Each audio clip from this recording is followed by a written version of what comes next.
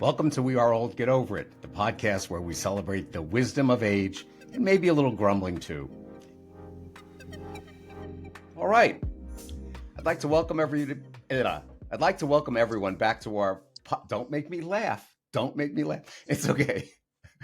I want to welcome everyone back to our podcast in this first season. And today we're going to be talking about cybersecurity for seniors, which is a very, very important subject.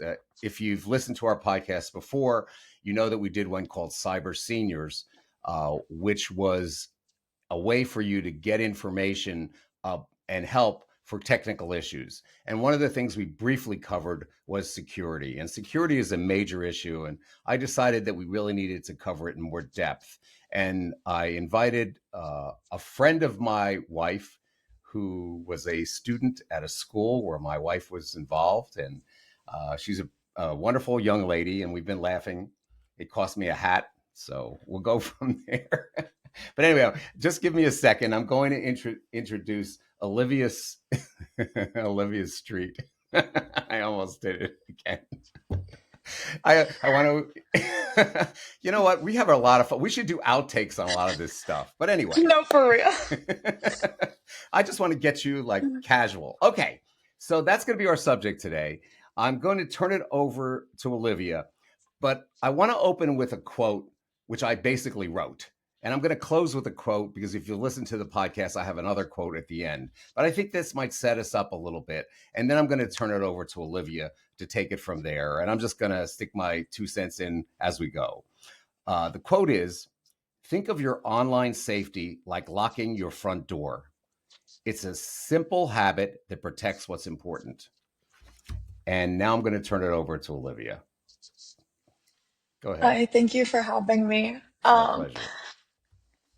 Just like Ken has said, I do have experience in cybersecurity. I have my certified in cybersecurity through ISC2, and I am a cybersecurity consultant for ENAX. Discussing good behaviors and habits with all of our technological passwords, everything that comes with our presence online. It's absolutely important to be able to identify, acknowledge, and protect what we are doing online. And that's what we are here to do, is to educate people. Because unfortunately, there aren't a lot of avenues, especially for the elderly, that offer free training or mentorship or educational avenues. So in terms of just in general, you don't want to use the same key that you use for a house that you do with your storage unit across town or even your garage passcode. You want to keep yourself and your information protected at every single level that is reasonable, but that is also preserving your integrity of your information. I have a question about that. What about these companies where you can store your passwords? Because we all have so many passwords, and unfortunately, I'm guilty. I have many of the same passwords on many websites, and I know I'm not supposed to do it. They're constantly reminding me not to do that. What would you suggest? Do you suggest using those kind of like LastPass or one of those companies? And if you do, how would you recommend dealing with the passwords? Like they give you, if they just want to invent a password to you, it's usually a whole list of symbols and numbers and letters. What should they do? So what I like to just tell people in general is that it's awesome to have a lot of random passwords that make no sense, but the problem is you being able to remember, pull them up, or even replicate those passwords is very slim. And that's the whole point. It's a security feature. But what I like to recommend to people is that they keep their passwords between like 8 minimum to 12 characters, and something or some number or something that needs to intercede whatever you're trying to write down. So you need to keep special characters, less relevant, um, like symbols and things in there, and you can write them down on top of storing them in one of those like password applications. In terms of light use of passwords, if you're saving passwords for a shopping website or something of that sort, I wouldn't be too worried about it. The issue is that your financial information has been associated with an account online. So I try to keep that in mind in terms of what websites you're going to and also the security of those websites. So don't, in terms of like your financial information, your banking, absolutely write that down. Keep that electronically stored somewhere as well because you want to have easy access to it. And you don't want to be able to misplace that password somewhere because trying to re-verify yourself and your information becomes significantly harder.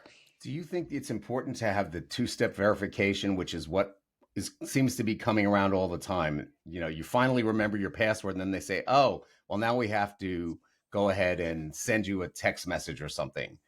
Is that an important thing So for seniors, you think? I think it's important if it's something that will not change. So, in terms of two-factor authentication, I normally recommend a biometric aspect. Something that will not change is your face or your fingerprint.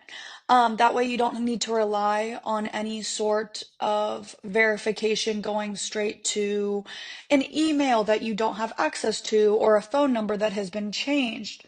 Because when you change your number or when you change your email, those sites will not alert you to say, hey, are you still using this?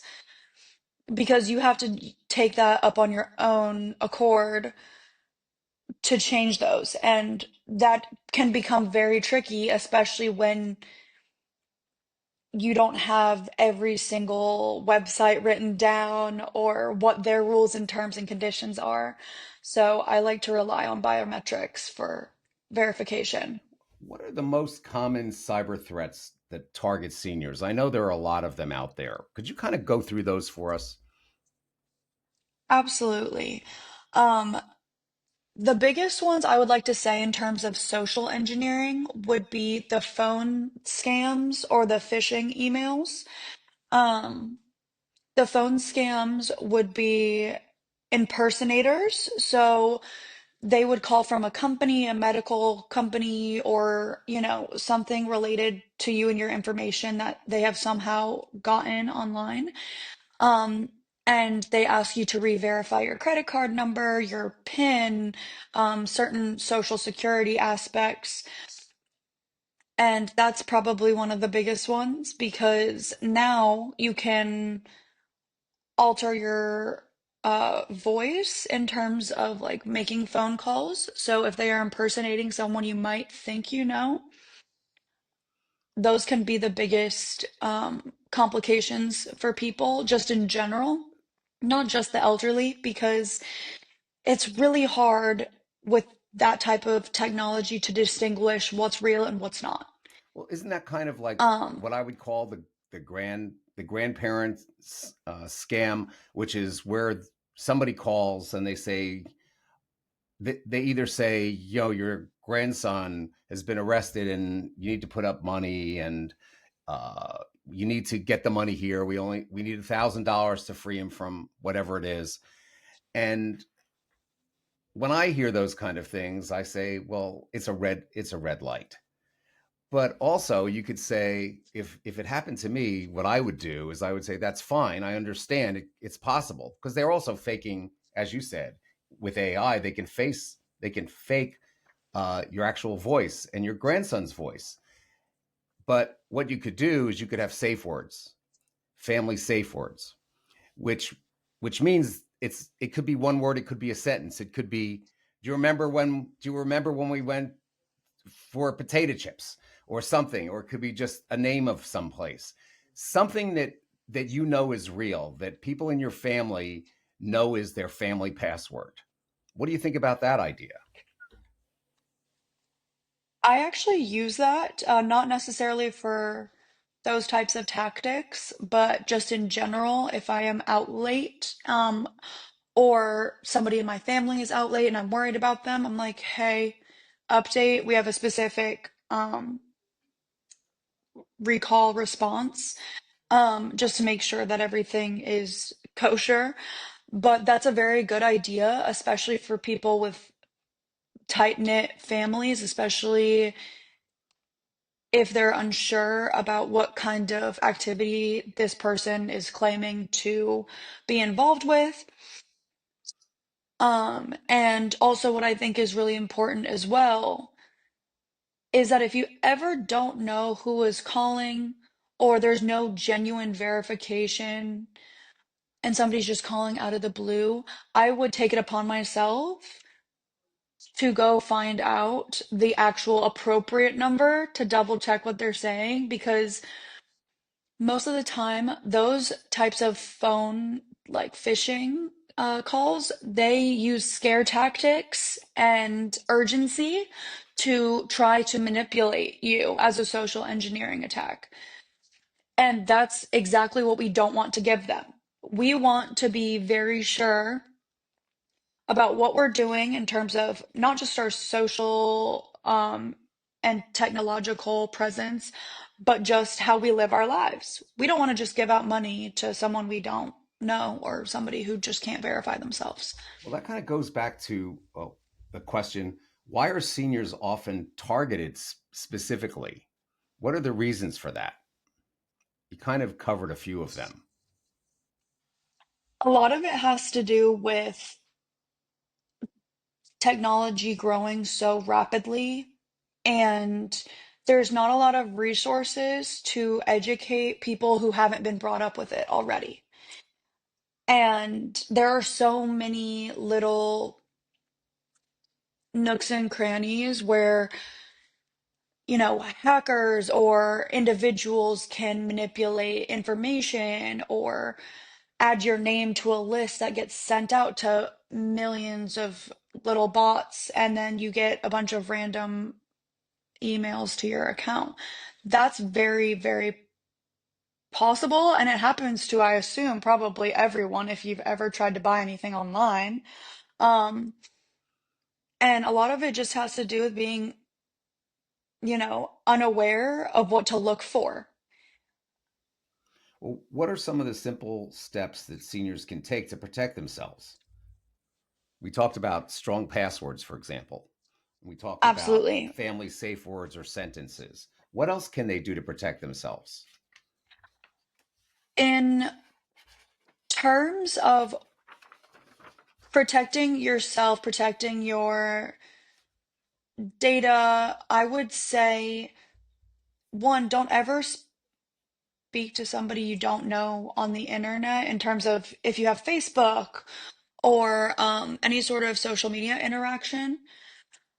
But beyond that, I would say that you need to verify exactly where things come from. So if you receive an email and it's very, scare tactic related or urgent, absolutely, and you don't know what or where it's coming from, and you see a copyright, but it doesn't really look particularly correct, um, I would either one, click on the sender, see exactly what kind of email is coming through, which is being used. Because if it says things like demons, like DAEMON, that is an actual hacking cybersecurity attack. Those are essentially bots that get sent to hundreds of thousands of people. And all they do is fish for your information. And if you see an email from Amazon and you don't think it looks exactly right, and it says, hey, you need to upgrade or update your settings, I would go directly into Amazon or whatever website to verify that that is even necessary. Because a lot of people get sent emails thinking they are real, and then they provide their credit card information, and boom, just like that, it's all over the internet. People are getting a hold of your information, your personal information, and that can just spiral downhill really quickly. So, what you're saying, in other words, is if it looks suspicious, it probably is suspicious. Absolutely. And you have to be alert all the time. If you don't recognize that it's coming from someone that you know or a company that you probably shouldn't do anything about it. Correct. And if you have any doubts whatsoever, I would say contact the company or the family member directly. Um, because a lot of what we get in our email is spam or junk. And even though technology is super advanced now, we still have to take some responsibility for what we do with those emails and that type of information.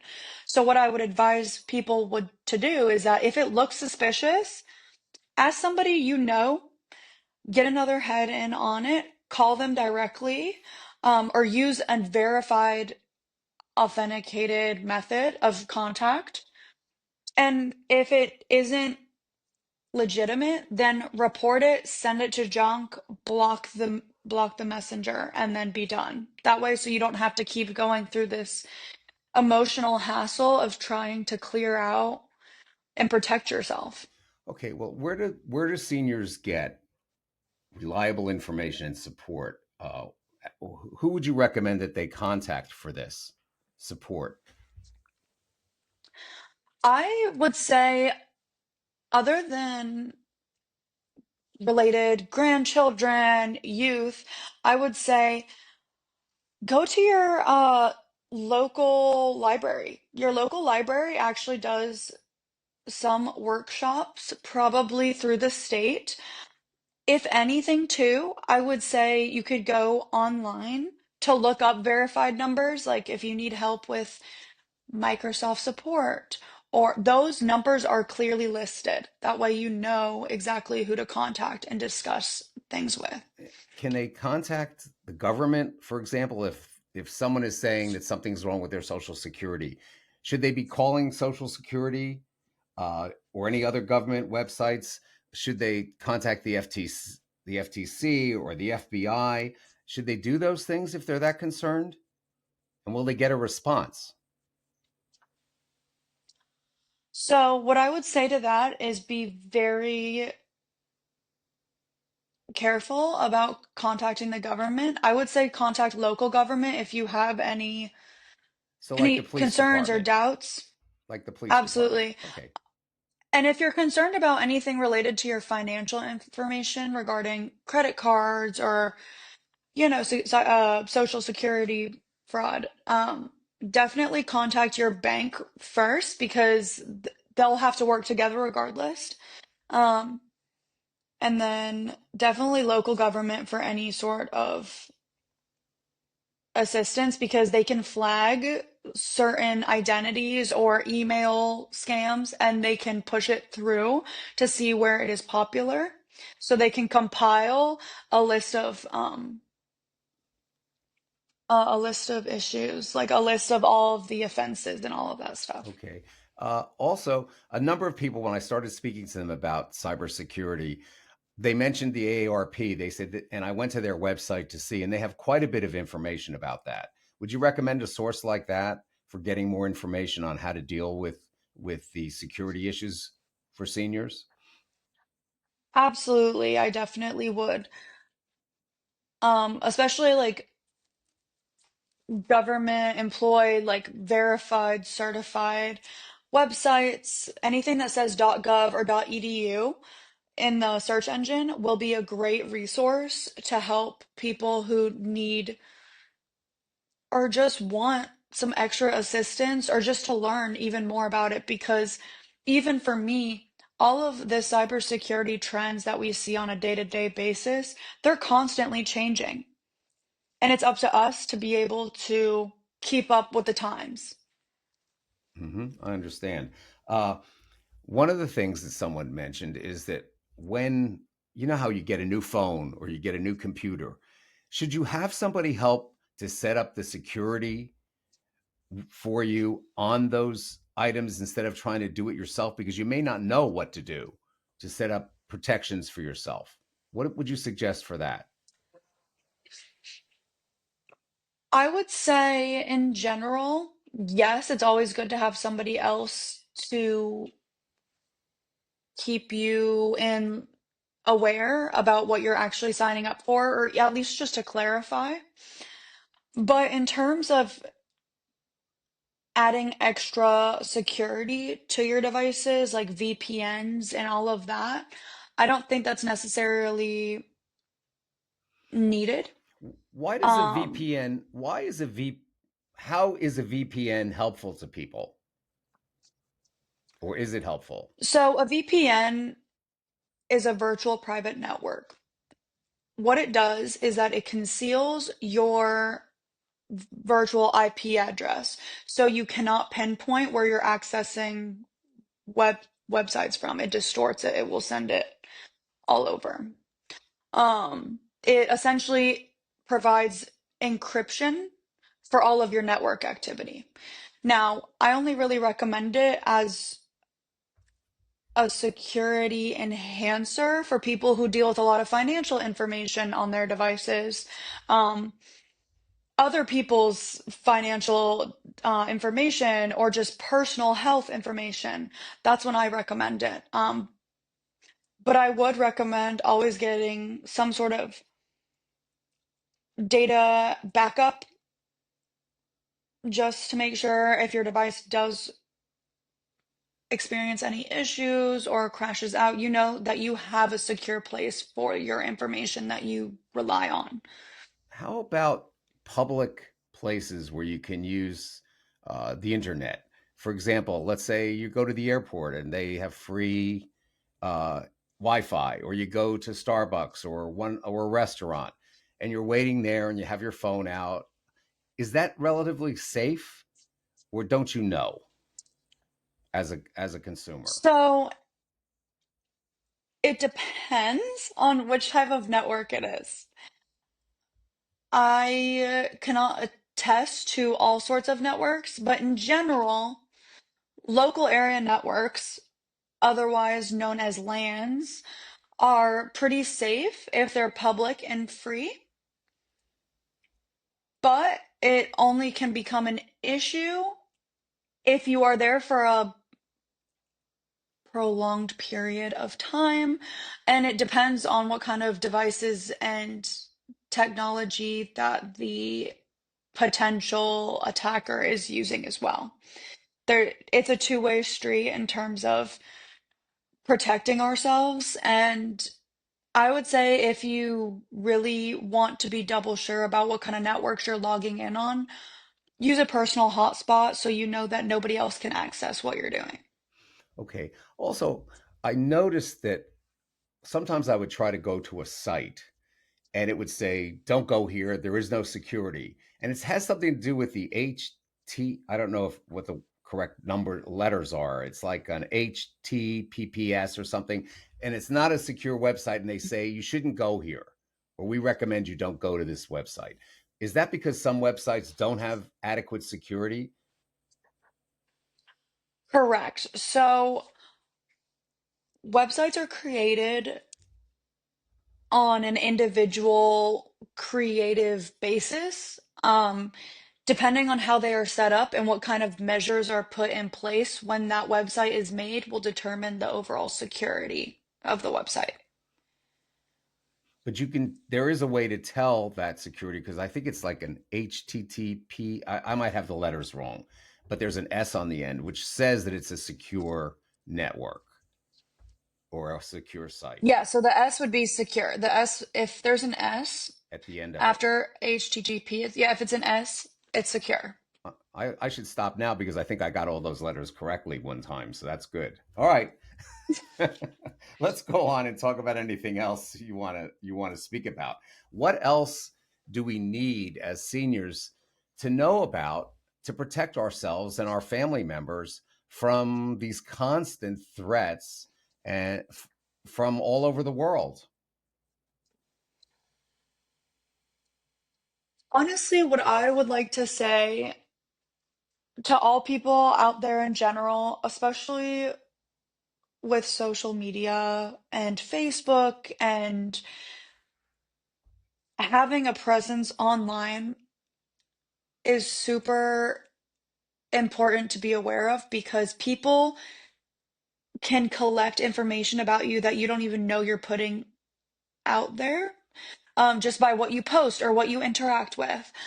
And especially for individuals who are hurting or have been through some sort of awful event and they want to connect with somebody and they end up having feelings for somebody that they've never met.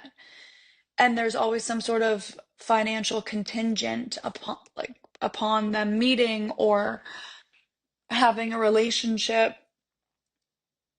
Just to be very blunt, that those people are professionals.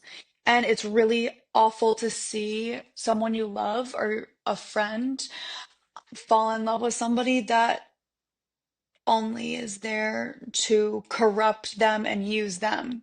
Right. It's like, And it's really yeah, go ahead. I'm sorry. I didn't important mean to to interrupt you. acknowledge that. Yeah, I was thinking I had a friend of mine, and he said, "Oh, I have this woman that I know in South Africa, and we're getting along really well, and I'm thinking of having her come to the United States." And I said to him, I said, "Have you sent her any money?" He says, "No, no, I haven't. She hasn't really asked for anything yet, but I'm thinking of sending her the money for a ticket to get here." Now, that never actually happened. I mean, the occasion happened, but he never actually ended up because, other than myself, I'm sure other people in his family told him, "Hey, you have to be careful about this kind of thing. That how do you even know it's a woman if you're looking for women?" Right. It's it becomes what is called a foot in the door Hmm. method by psychologists. Just, you gotta pry one little toe in at a time. They ask for more and more, and it just keeps stumbling down the hill. And unfortunately, it never becomes or amounts to anything. And it leads to a lot of gift card scams as well, Hmm. especially with any sort of emotional tie. It becomes a cash related issue or one person making up an event or a 911 issue where they need money, but they can't have that money, and then it becomes a gift card ordeal. So that's when you, especially when it comes to the gift cards, that's a very clear scam. And it's awful to tell people or to interact with people who are so head over heels in love with somebody who they have never met and they probably will not.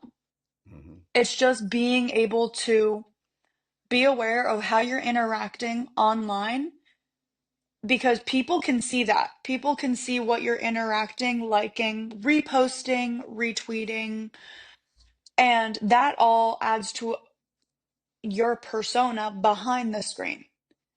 And there are people behind their screens as well, but not with the best intentions at all times. Let's talk about Facebook for a minute.